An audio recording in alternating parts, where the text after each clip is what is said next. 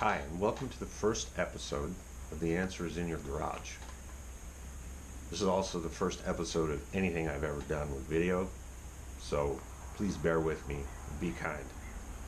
My name's Joe. I'm an engineer by training, not a train engineer. Actually, I design batteries. Nobody likes batteries. We'll get into that in a different episode. So the point of this video series is to show people that very often the answers to a lot of the problems that you face can be found in your garage. Whether it's stress relief or fixing problems around the house or fixing problems for your friends, it can all be done here.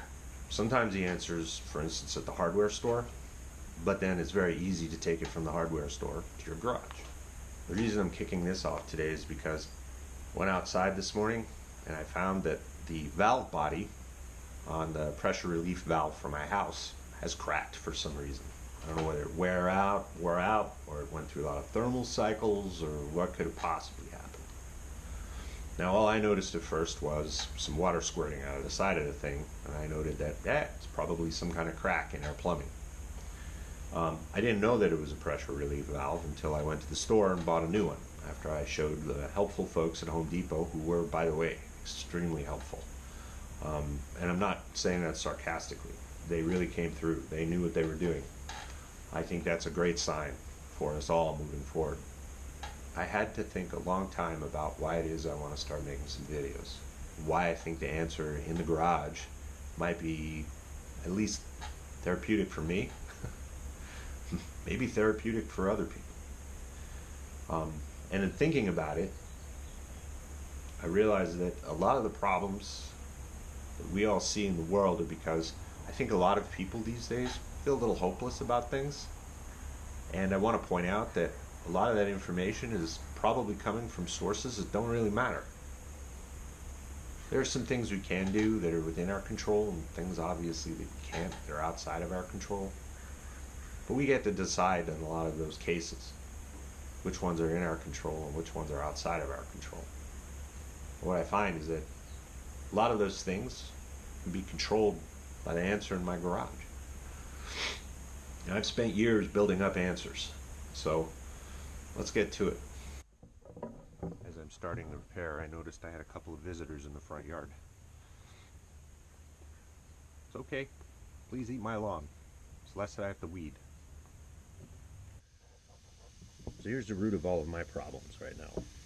So now I gotta turn the water off to the house, somehow get that thing out, somehow putting the new one in. Now, I haven't done one of these before, but I think I can handle the basics, just like anybody could. So the answers this time that we needed, a couple of plumber's wrenches, which I happen to have in my garage.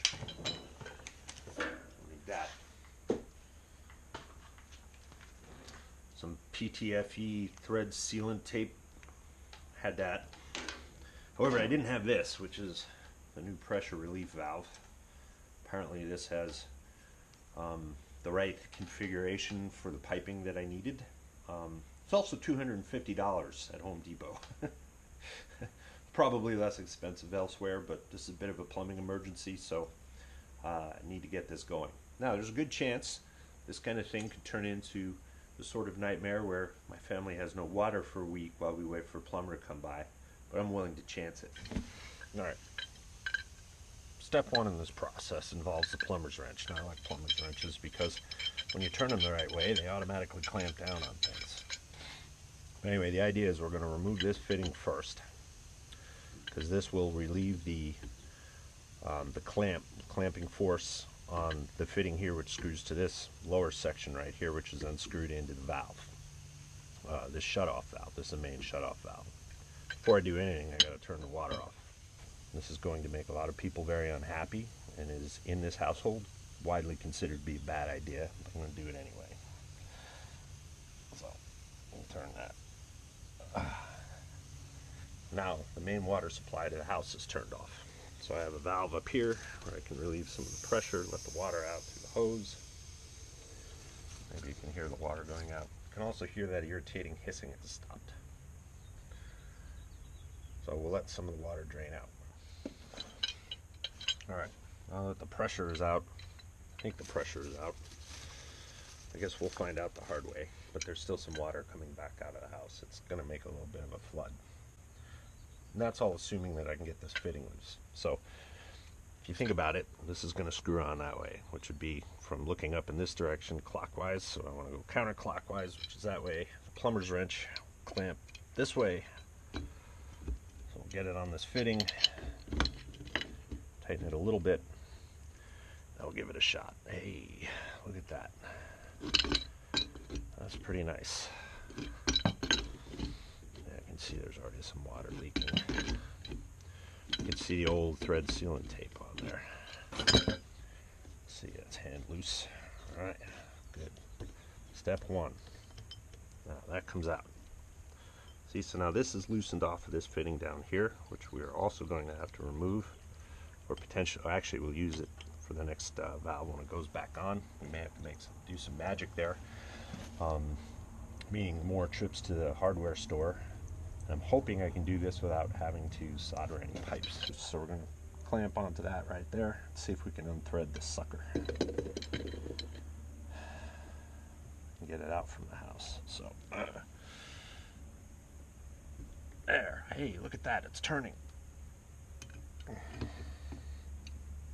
Now, I'm assuming that the threads are in the right direction here. I just noticed a problem. This little dealie here is going to interfere with that dealie there. I don't know whether that comes off. Okay, so this is 5/8, I think. It's 5/8 with some stucco on it from the last time the house got some stucco repair. Now, what you have to remember is that with this fitting right here, this sets the pressure, the screw sets pressure into your house. So this reduces the pressure from the outside water line coming in down to the pressure in your house. From the factory, these things come set around 50 psi, which is probably fine. I think that's where it's probably set now. If you really wanted to be right about this, you would get a pressure gauge and hook it up to your water supply and figure out, so you don't blow your water supply further in your house, like blow up your refrigerator or something like that. So anyway, it's recommended you probably look at that. So this is a 5/8 inch wrench that I found. It's not going to go on over this little tag, so I'm going to have to get the right wrench. The right 5/8 wrench for the lock nut. So that comes off like so. So this one is 9/16, as all good things should be. Get it on there, and we'll just start seeing if we can back this screw all the way out. Now, this may not be the right thing to do, but since this one is broken, I can experiment with it a little bit. Since this is adjustable, it is something that, you know, anybody should be able to mess with. Getting a pressure gauge is probably not that hard to do. But this simplifies the experiment quite a bit here, because it means that I don't have to sweat this pipe. Yes, lefty loosey, righty tighty. Let's do that again. Let's do that the right way. All right, there we go. See, that's how these things work. Sometimes you just gotta go back and try again in the right direction. Just clears. Look at that. Some genius installed this thing. Tolerances. All right, now it's loose enough to where I can turn it by hand and hopefully get it off without breaking this pipe, because that would be a disaster. That's what I was afraid of, is starting to interfere with the lower piece here. So let's see, what can we do about that? Is there anything we can do about that?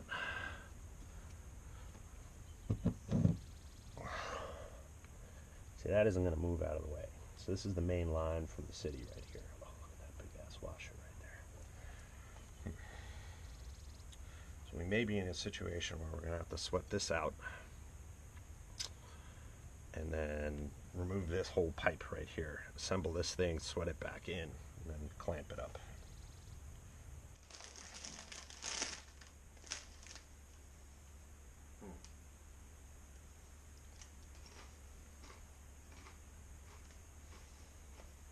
Sometimes the answer's in your ruffles.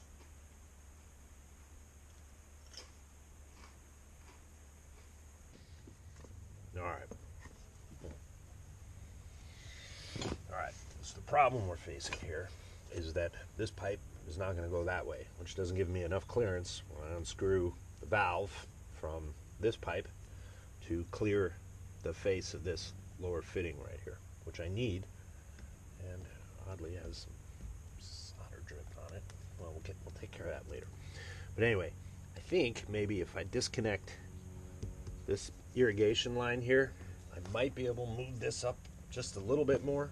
And if that doesn't work, then we're going to have to start taking stuff apart with the torch. All right, let's give it a shot. I don't like it. This is a weird little fitting right here. Oh, I see what that is.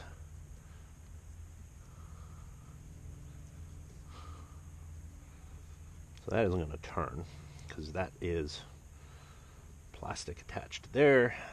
This is somehow going to have to unscrew.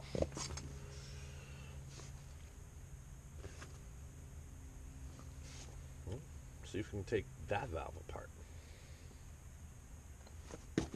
Fortunately, I have a smaller plumber's wrench. Fortunately, I have a smaller plumber's wrench. Let's make sure we got our lefty-loosey, righty-tighty right this time. So let's see if this will turn. No, not gonna turn. I want to force it.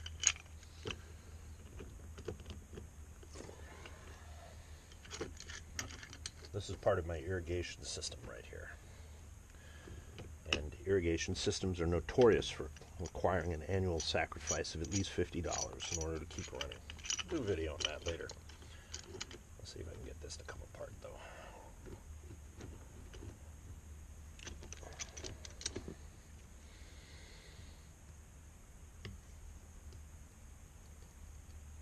No, it's not feeling like that wants to yield.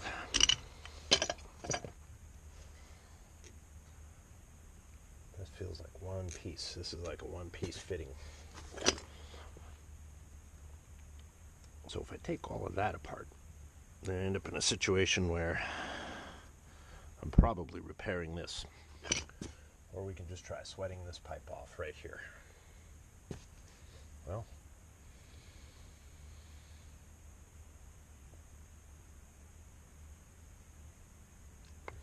what else is there to do? So maybe the key is to remove this piece, which I can do, although I don't wanna. It will require some new fittings, because this I'm gonna have to cut through. Well, that's fine. So I can always turn the water off to this thing like that. This is water that goes to my irrigation system. Let's make it worse. Let's make it a lot worse. What do you think? Should we make this worse? I think we make this worse. Alright, since my battery-powered Sawzall doesn't exist right now, I'm going to use my shark saw, which is a pole saw, and it tends to go through things very fast. Now this fitting is easy for me to replace later. I won't do that when I fix my sprinkler system for the year. It's still too early in the spring. Alright, oh, look at that, folks. Ladies and gentlemen, we have a winner. Alright, well, let's just hope that that pipe fitting in there isn't broken. Otherwise, when I turn the water back on, there's going to be all kinds of excitement. Right? We like excitement. Oh, why didn't I think of that sooner? Doesn't matter. Here, let's get this thing off. Ta-da! Hey, piece of cake. Let's have some fun. Let's go with main water pressure. Wow. I hit the ceiling. Yeah, let's do that again. Hey, let's get my kids out here to stand over there. Alright, maybe not. Alright, let's get this the rest of the way off.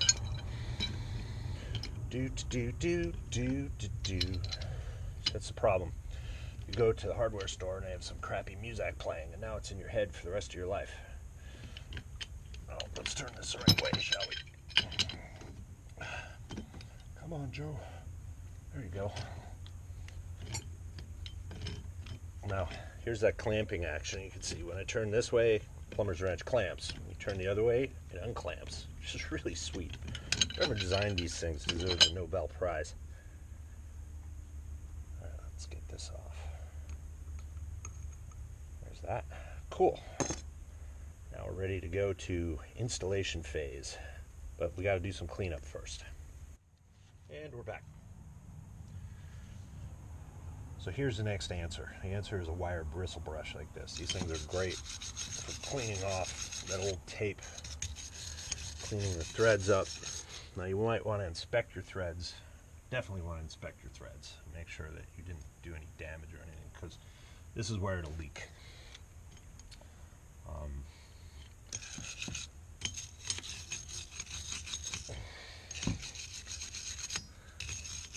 The other nice thing about these wire bristle brushes is I found that these wires, you can extract them with a pair of pliers, one at a time. Why is that useful? Because they're the perfect size to unplug carburetor jets, which I'm sure at some point in time I'll have a plug carburetor jet, and we'll pull one of the wires out of one of these things and we'll run it through the jet. We'll unplug the carburetor jet, and then you can see what a great job they do in getting that lacquer or other stuff that builds up in there. But I digress. Let's get back to getting this cleaned up. So here we have some nice clean surfaces to work with. Awesome. So anyway, so we have our new part. Let's put some Teflon tape on first. So we want to get a bunch of this on. So we cleaned off all the old stuff. We cleaned up the pipes. Feel really good. So let's put some tape on. Now, the first wrap is kind of key, getting it on there. I like to stretch it just a little bit. And I'm not a pro at this. Again, as I pointed out earlier, I'm no plumber. The plumbers who are probably going to watch this right now are probably saying that I'm going to blow my house up or something like that with water pressure. All that's possible. And if it happens, I'll put it in video so you can see. Anyway, so let's put some on this lower fitting as well. Putting a couple of wraps on, and if it feels loose, then what I'm going to do is take it all off, scrub it with the brush again, and then put on some more wraps. This stuff comes in different thicknesses and widths. I have pretty much never had it not work. Let me put it that way. With just a couple of wraps, I can't remember a single time I've done a plumbing job of any kind, any pressure, any size, and the PTFE tape didn't do its job. So there we are. We got some wrap pipe. Take it or leave it. All right. Now this thing comes with this new fitting down here. So we're going to see how that looks. And it has an O-ring in it. The other one had a washer right here that would go up against that. Seal the washer. And this thing didn't have any nutular features on it, which is really strange. Like, these hex features are very useful because you can put an actual wrench on there if you have the right size. This one went on, as you can see, there's a lot of marks on there. Those are not all from me. There are a lot on there that are from the original. So anyway, so let's see how this thing works. So the first thing we want to do is you want to put this outer locking ring on. If that doesn't go on first, then you're going to have to do a disassembly step before your reassembly step. I'll just thread that sucker on like so. Feels pretty good. Let's see. Let's do a rough fit check. It's going to be perfect. All right. Now, and the other thing I got to do is make sure I got that at the right height. Oh, look, water coming out. Yay, water. All right. So let's get that on there. So let's assemble it. What I'm going to do, I'm going to use a smaller plumber wrench because I don't feel I need that much leverage. Now, torque settings on plumbing, I'm sure they're out there in their guides. I don't know what they are. I've never seen a torque wrench involved in plumbing. I just know that you go until you use my standard torque rule of thumb. The standard torque rule of thumb, which I got from a friend of mine, Howard. Howard told me, he's a mechanical engineer, I'm an electrical engineer, so I know how to torque electrons. He knows how to torque bolts. Howard told me you go to snug, then you go a quarter turn past. Because this is probably tapered, I can feel it getting snug. Now I'm going to go about a quarter turn past. Oh, that feels really good right there. Now, I don't know if that's far enough down to make all of this fit or whatever, but since this has a little bit of flexibility in it, thank God. I don't know what's on the other side of this, though. There's probably a pipe that I just broke in there. And when I turn it on, the whole wall is going to come and blow right out, but we'll see what happens. All right, now for the fun piece. So, first thing I need to do is deal with this. This comes calibrated from the factory at 50 psi, which is about where it was set before on the old one. So, what I'm going to do is I'm going to take my Sharpie and I'm going to make a mark right there around this screw. So the answer this time is Sharpie. Sharpies are great. Why am I doing that? Because this is going to tell me that I have set, if I see any shiny screw between my Sharpie mark and the top of the lock nut here, and I know that I haven't put it back in the same position. That's probably a good idea to go back and check this with the pressure meter anyway, because you never know from the factory if they got it right or not.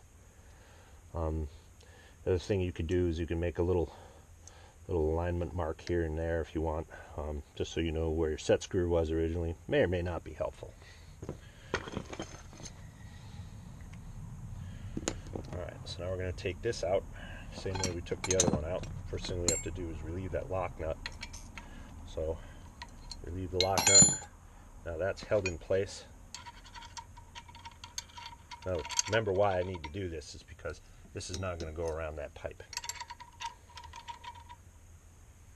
I don't like doing this because I hate messing with factory settings, but unless it's a motorcycle, in which case I mess with all the settings. That'll be a different discussion. There, see? So I'm keeping this more or less already set. Very, very little that I'll need to do to put that back in. Alright, so now here's the fun part. So somehow I gotta get this started on those threads and make sure I turn it the right way. Keep doing that with this thing. I don't know what's wrong with me.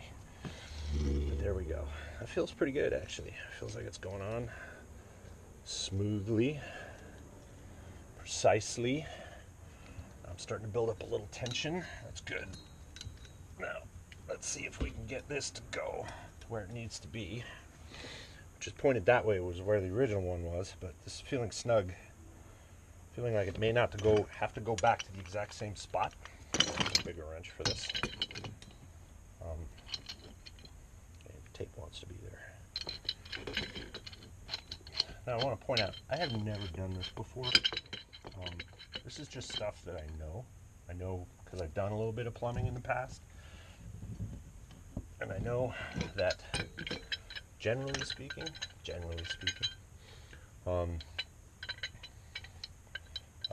plumbing tasks are usually pretty consistent. Now that's snugging up in a spot that I really don't like it, but I'm going to try to go a little further and see if perhaps, I want to be careful because I don't want to mar the threads, so maybe I'll grab the body here. But how am I going to do that? Because I got this other pipe in the way. Alright, well, let's see. Now remember, plumber's wrenches will leave marks, and they can be quite grabby, because that's what they're intended to do. There we go. Oh, perfect. Let's go with the smaller one, because I might be able to get a little bit more, less leverage, but more throw maybe. I'm going the wrong way. Remember, it's clampy one way, unclampy the other way. So let's go in the clampy bitey direction. And there you go. Now putting force on that may apply force up here too, which can or can be problematic. So you want to make sure you're at least consistent with that, and make sure that you're not applying too much force on your upper pipes, and otherwise things can explode. All right. Oh, thread locker or thread tape. Almost forgot the thread tape. Tell me about the thread tape, George. All right. So this threading is not as long, or I guess as the others, so require as many centimeters of thread tape, but a couple of wraps, break it off. Kind of screwed that one up. I got a little, but that usually doesn't matter. Now, let's get this thing on. Now we got to get the threads aligned. So sometimes I find on these that you got to really work with them to get the threads to line up, to get these things to pull in. Now, that has a flange on it. When this comes up here, it's going to clamp that bottom piece to the top piece. And that's how you make your seal. And that O-ring I showed you in there, that's going to seal against that flange surface. So be very careful not to mark up that flange surface. Now, we just got to tighten this up. Big old wrench.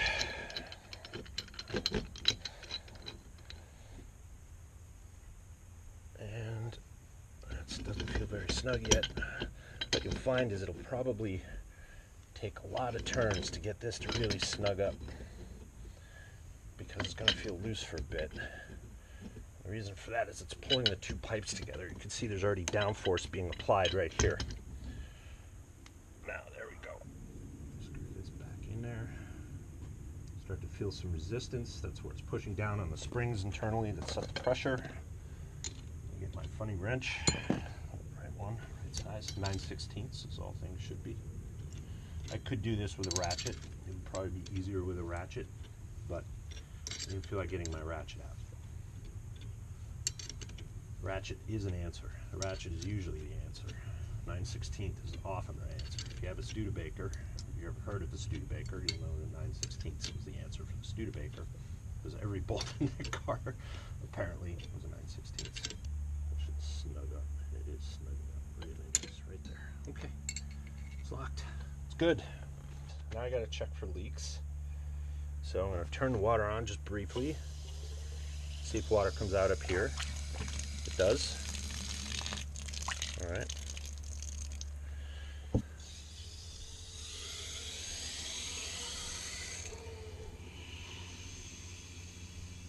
That sounds good. There's no water shooting out of the back here. I hear water running though. Maybe there's a toilet or something filling. All right, so let's go do a quick check around the house. I'll be right back.